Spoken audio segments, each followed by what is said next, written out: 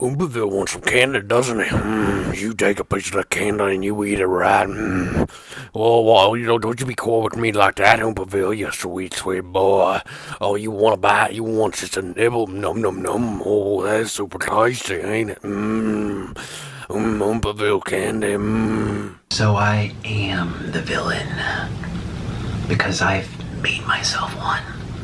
Well, hello there. Yes, today we're going to be talking about food done by famous people. That's right. From the early days of Henry Ford's anti-Semite pops to Pokemon's drier than the Sahara Desert healthy cookies, all the way to Gwyneth Paltrow's smells like vagina candle to even Mr. Beast bar. These creators and famous people have always been around making products to try to shove down your gullet. Only most of the time it is quick printed off garbage and slop and absolute cash grabs. But there's one man out there who decided he was going to take things into his own hand and bring an actual good product to market. I rest easy at night knowing I did everything I possibly could. I did everything I could right. I was nice, respectful, and I genuinely believed in my company and myself and my family and my friends. I have no regrets. Sour.gg and buy candy. There might be some for sale, maybe. We sell out so quick. Though Oomperville had came out and decided he was going to make a quality product at a quality price for quality people like myself, he definitely was not going through a smooth sailing. He was hitting some dark red seas of turmoil. He was having the most crucially bad time because you see, when he decided he was going to make a candy line, he started in the works. He started typing and working and dirking and jerking. He was doing everything he had to do to make this happen. And he decided somebody hit him up on Discord, said they knew what they were talking, and they started going back and forth, back and forth, back and forth. But only this guy thought he was some sort of genius, and he was gonna get Oomperville. He was going to hose him over because he thought 2 steps ahead.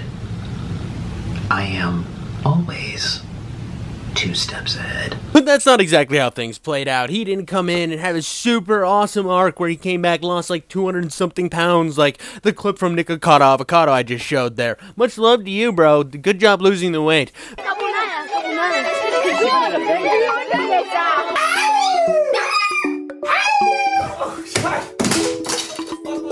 This guy decided, he was like, yeah, no, dude, I'm totally cool. I could get you the machine. I could build it. Anybody else who thinks they can get it at a better price? Nah, they are a bunch of phonies. They stroke themselves off in the middle of Walmart parking lots.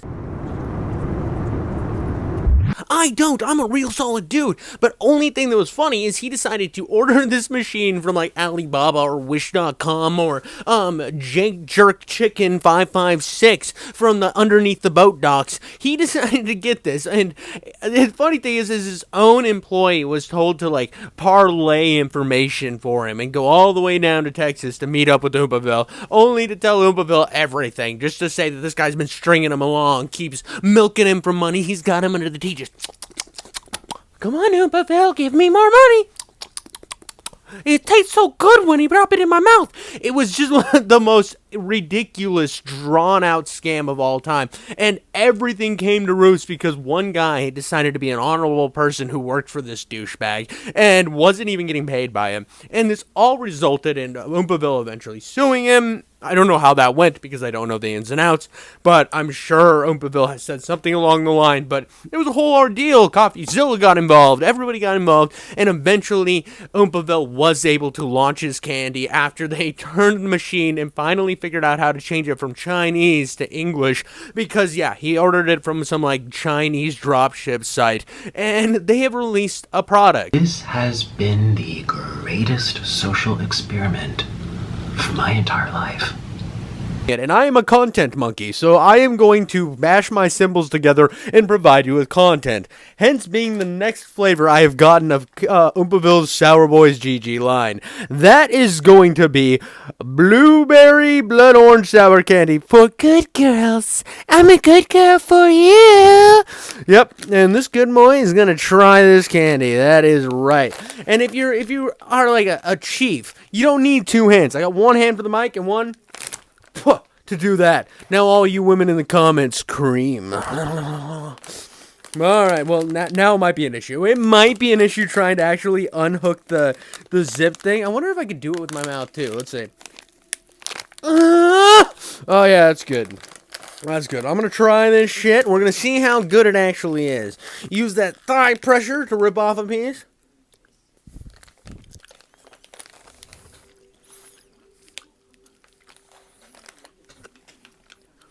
There's no covenant blood. We're gonna be honest, covenant blood was like Jesus coming into my front door and then kissing me on the lips with like extreme ferocity. And I looked at him and said, now I do believe in you to the depths of my internal soul. This is good. Don't get me wrong. I don't think the texture is amazing.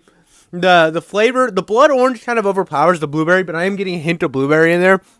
Absolutely a huge fan of this candy. Even this one, bring Covenant Blood back because that stuff actually makes me goon my jeans every 3 seconds, Oompaville. I know I appreciate it if you do decide to do that. But I do like this one. I like you put your little doggos on it.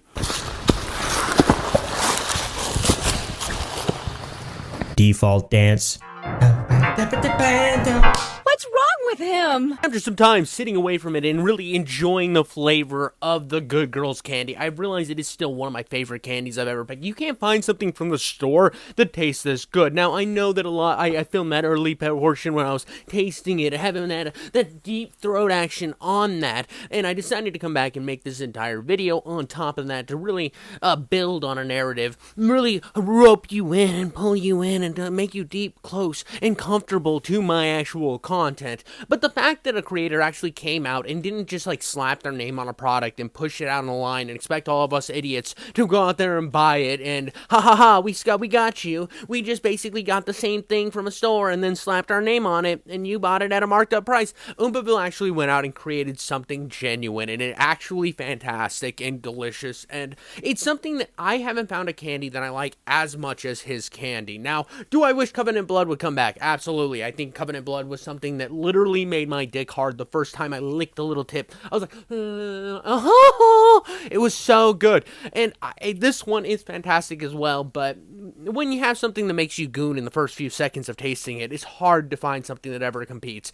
It's just, I do love the fact that Oompaville had the sheer gumption and almost honor and transparency to make something actually brilliant. And I'm glad that even though he got scammed and there was a whole chaos drama that was involved with this, I'm glad that at the end of the day, he was able to bring a product to market that was not only well done, well made, but also with all the problems that came across, he still was able to do it and he pushed through.